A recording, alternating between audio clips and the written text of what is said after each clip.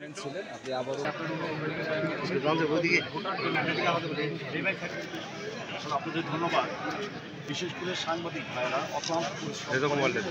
আমি সবসময় লক্ষ্য করেছি সারা দিন সাংবাদিক ভাইরা যেভাবে কাভার করেন প্রচণ্ড গরমের মধ্যে এই যে থাকে তারপরে সাংবাদিক ভাইরা দায়িত্ব পালন করেছেন। আমি সাংবাদিক ভাইদের কাছে ধন্যবাদ জানাচ্ছি।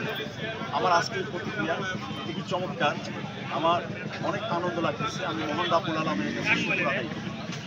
কারণ আমি বিগত বছরগুলোতে উপজেলা পরিষদের চেয়ারম্যান হিসেবে দায়িত্ব পালন করেছি। আমি নিজের কাছে কনফিডেন্ট, আমি জনগণের জন্য সময় দিয়েছি এবং জনগণের পাশে ছিলাম। জনগণের সুখে দুঃখে আমি সবসময় জনগণের পাশে থেকে জনগণের সেবা দেওয়ার চেষ্টা করেছি।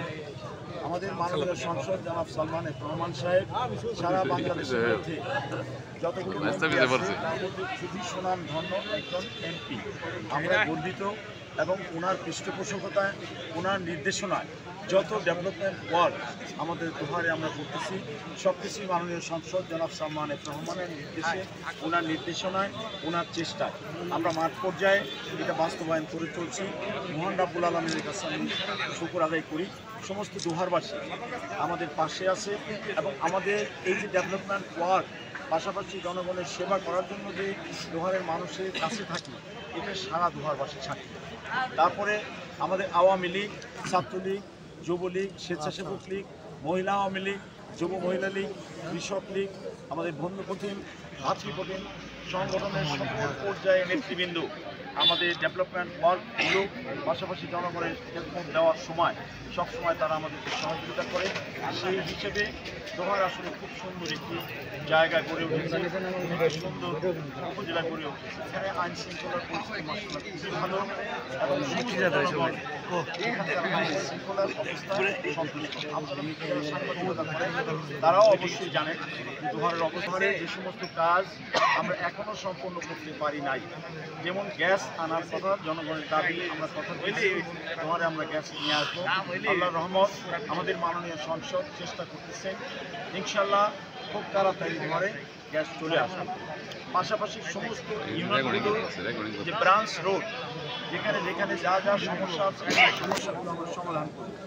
আমাদের শিক্ষা ব্যবস্থা যেখানে যা কিছু দুর্বলতা আছে সেই সমস্ত দুর্বলতাগুলো আমরা কাটিয়ে একটা যৌগোপযোগী শিক্ষা ব্যবস্থা দোহারে আমরা চালু করব। আমাদের সকল শিক্ষা প্রতিষ্ঠানগুলো যাতে সুন্দরভাবে চলে, সেখানে ম্যানেজমেন্ট, সেখানে সম্মানিত শিক্ষক সদস্যবৃন্দ তারা যাতে সঠিকভাবে তাদের দায়িত্ব পালন করে এই বিষয়গুলো আমরা দেখব। আমাদের যারা সন্তানরা এখন শিক্ষা নিচ্ছে সেই শিক্ষার্থীরা যথাযথভাবে যাতে সুন্দর মানুষ হিসাবে গড়ে ওঠে তার জন্য আমরা এখানে ইনশাল্লাহ চেষ্টা করি। ইতিমধ্যে আপনারা জানেন যে আমাদের 50 শয্যা যেটা আমাদের সংসদ 100 শয্যা পরিণত করেছেন এবং ঠিকাদার নিয়োগ হয়ে গেছে, বিভিন্ন ভবনের কাজ চলছে। মাশাআল্লাহ খুব তাড়াতাড়ি এই 100 শয্যায় সেবা আমরা দিতে সক্ষম হব।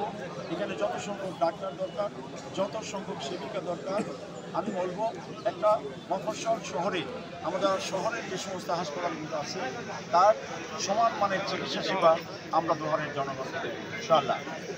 আমাদের 8টা ইউনিয়ন, একটি পৌরসভা, আমাদের নির্বাচিত ইউনিয়ন পরিষদের চেয়ারম্যান এবং তাদের সদস্যবৃন্দ, পাশাপাশি পৌরসভার মেয়র এবং তাদের কাউন্সিলরবৃন্দ, আমি উপজেলা পরিষদের চেয়ারম্যান এবং আমার সাথে আমার মহিলা ভাইস চেয়ারম্যান, পুরুষ ভাইস চেয়ারম্যান, আমরা যারা নির্বাচিত দোহারে একসাথে কাঁধে কাঁধ মিলিয়ে সমস্ত জনসভায় আমরা নিয়োজিত আছি এবং মাননীয় সংসদের ব্যক্তিগত অনুদান, সরকারি অনুদান যথাযথভাবে জনগণের দোরগোড়ায় পৌঁছে দেওয়ার জন্য আমরা অক্লান্ত চেষ্টা করে যাচ্ছি। আমাদের কমিটমেন্ট ইনশাল্লাহ আগামী দিনগুলোতেও সরকারি সহযোগিতা, মাননীয় সংসদের সহযোগিতা আমরা ইনশাল্লাহ জনগণের কাছে পৌঁছে দেব এবং যাতে জনগণ সঠিকভাবে তাদের অধিকার পায় তার জন্য আমি আবার যদি নির্বাচিত হই তাহলে সুনিশ্চিত করবো ইনশাল্লাহ। আজ আমার সর্বশেষ অনুভূতি প্রিয়